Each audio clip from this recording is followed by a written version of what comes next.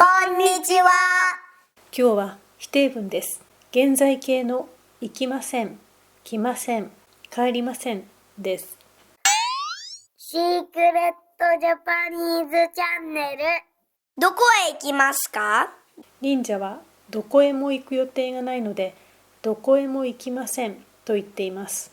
移動の方向を示す助詞へにもう一つの助詞もをつけています。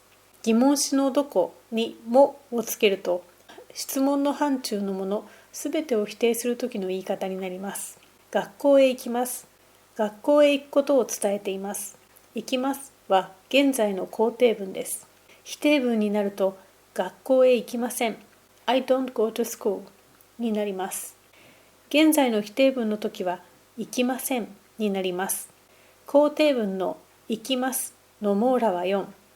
行きます否定文の時は行きますのますをませんに変えます。行きませんの網羅は5。行きません。駅へ来ます。話している時に駅にいますが、また駅に戻ってくることを伝えています。来ますは現在の肯定文です。否定文になると、駅へ来ません。I don't come to station になります。現在の否定文の時は、来ませんになります。肯定文来ますの網羅は3。来ます否定文の時は、来ますのますをませんに変えます。来ませんの網羅は4。来ません。来ますは自分以外の時に使うことも多いです。例えば、先生は学校へ来ます。先生はまだ来ていませんが、これから来ることを示しています。先生の先は左上から書いていきます。漢字一文字だと、先、先、まずなどと読みます。英語では prior などの意味があります。先生の生も左上から書いていきます。漢字一文字だと、生、生きるなどと読みます。